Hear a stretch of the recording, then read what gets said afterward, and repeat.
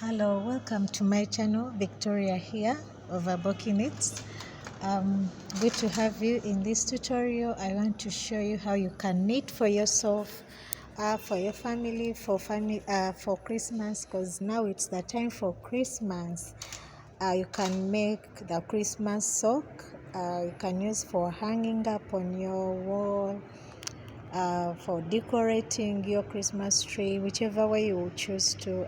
This tutorial I'm going to show you how you can do that. So I'm going to be using two colors, red and white. The white is going to be for the rib and the red is going to be for the whole body. I'm using the punch 9, that is the large machine, the chunky machine.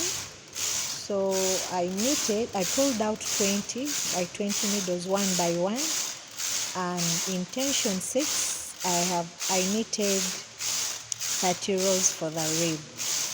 Yes, I knitted 30 rows for the rib. Pardon me, I'm using a voiceover because the time when I was making this sock, I wasn't sure about the measurements. So I said, let me just go quiet. I do the recording and note down the measurements. Then I'll share with a voiceover. So I hope that is okay with you people.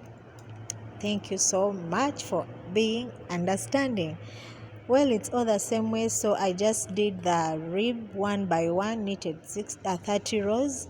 So here you can knit as many rows as you want your band to be, and then join them as usual, picking up stitches and fixing those in the resting position. If you're new here, welcome to the community. Thank you for stopping by Aboki Knits. Kindly consider subscribing and being a part of this community. Like the video, let me know what you think in the comment section below.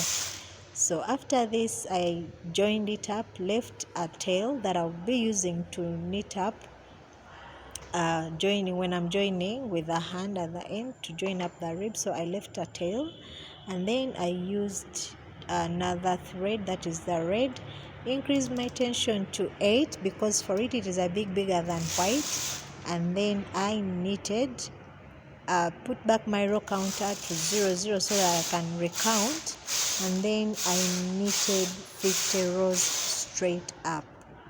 Yes, I knitted 50 rows straight up in red, so you can knit whichever way you want to knit, whichever length, either shorter or longer.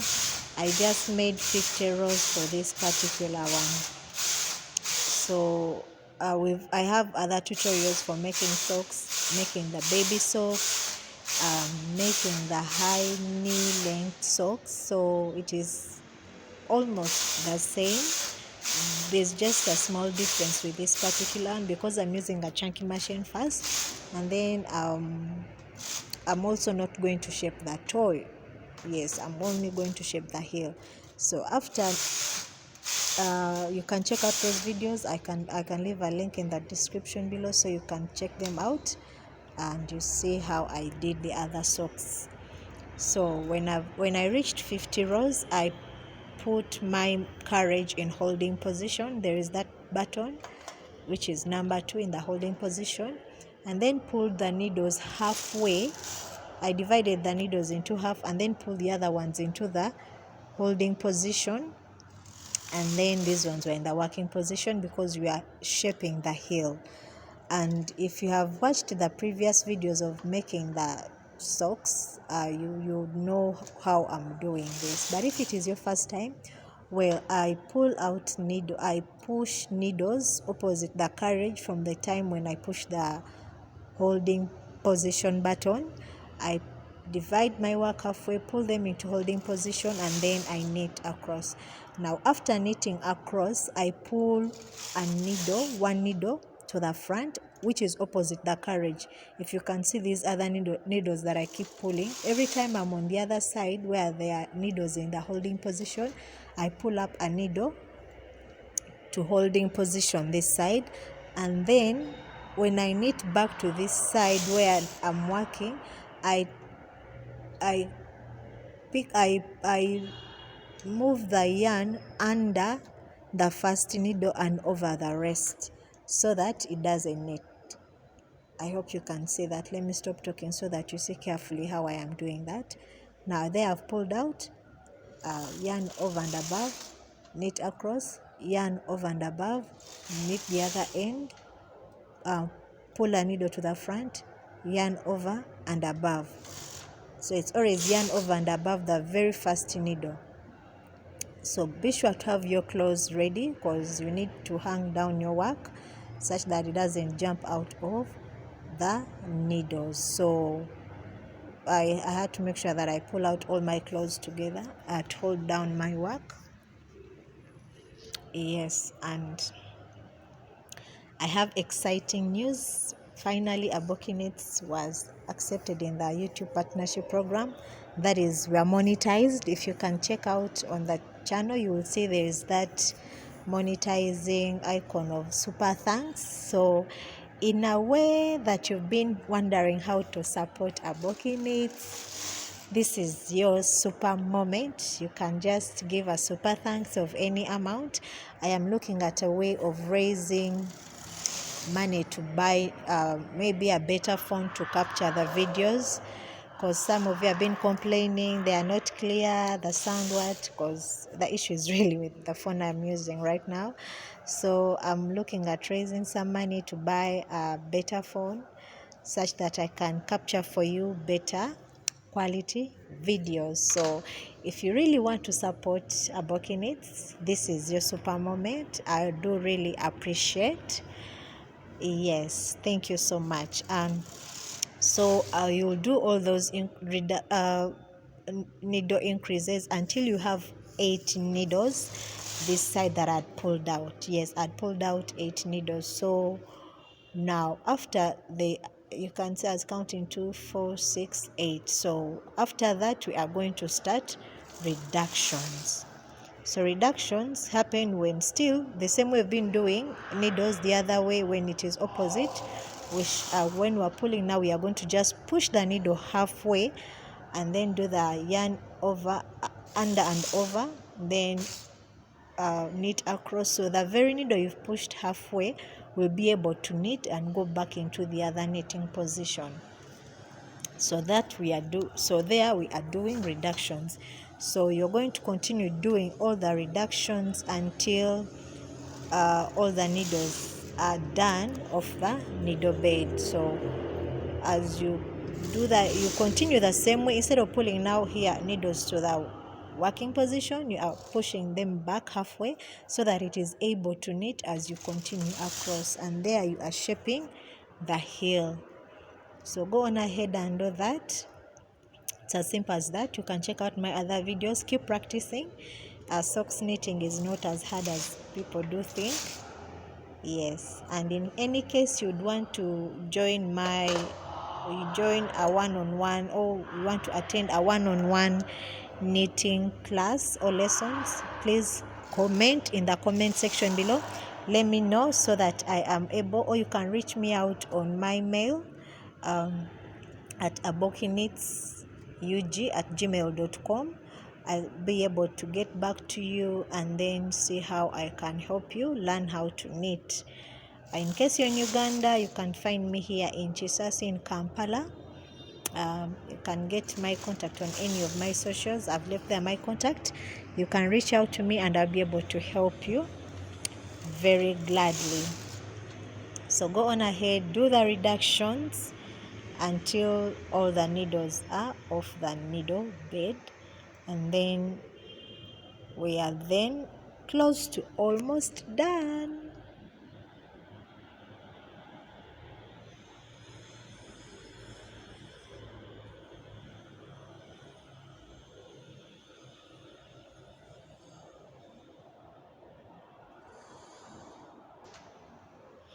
So here all the needles are now pushed back.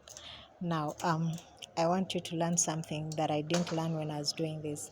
I would have, you see that needle where you were where all the needles were, the yarn was gathering. Now this is the mistake I did. I should have not done this because my carriage got stuck, it couldn't pass over. So what you would do is get the last yarn before, as you're yarning over, and knit it manually so that you have all the needles, all that yarn which was gathering pass through, your carriage will not get stuck like mine did. I had to remove the carriage and knit by hand the remaining needles. So please don't let what happened to me happen to you. Just get that needle, that middle needle where all the yarn was gathering, knit it with that last yarn as you're passing over, let it knit it. You can do it by hand so that all the needles are covered and they only have one stitch that you'll be able to knit over. It will be easier for you to pass your carriage. Mine gave me a hard time. I wish I had done that. I don't know how I'm going to learn this lesson because it's not happening for the first time. Yeah, but well, I managed to get over it and I hand knitted and then had to fix back my carriage. Though it wasted my time, but I've learned my lesson. Next time I pray that I'll be able to remember. So just do that. Don't let what happened to me happen to you. Now, after fixing my machine, I just had to pull now all the needles into the working position.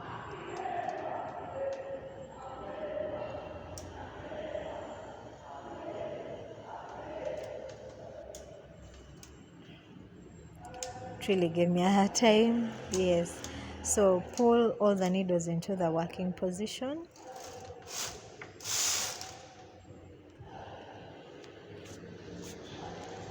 And then after that I knitted 30 rows. Yes, straight 30 rows. So this is also dependent on the size of the sock you're doing. If you want it longer, you can add on more rows.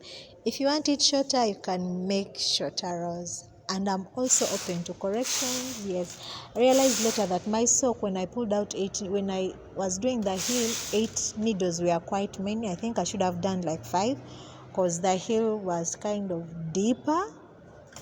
I would have done like 5 needles. So please just do fewer needles if you can. It will be not as deep as mine was. So after doing the 30, I did the 30 rows, then I just cast off straight with the yarn, with the needle.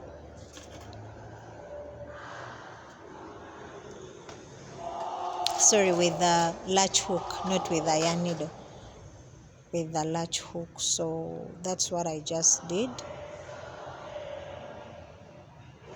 And yeah, please, if you've watched this far, consider subscribing. Yes, consider subscribing. Show me some love in the comment section below.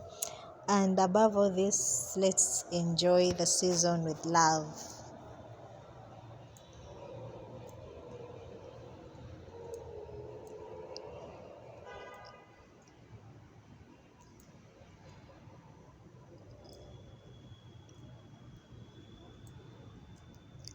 I didn't shape the toe, but if you want to make it different, please, you can go on and do the toe. But I thought this would be a different design from the normal socks, so I didn't shape the toes. I didn't. But just in case you want to make yours better or different, you can consider shaping the toe the same way we did with the heels, but this would be a different area for the needles you're pushing to the holding position. Yes, so just go on ahead and cast off, and then after I'll just leave a long tail that I'm going to use to join up the side. Yes, I did the blind stitch method. I've talked about the blind stitch method, so just go on ahead and do that. Join it all up from up to down, and then we shall meet.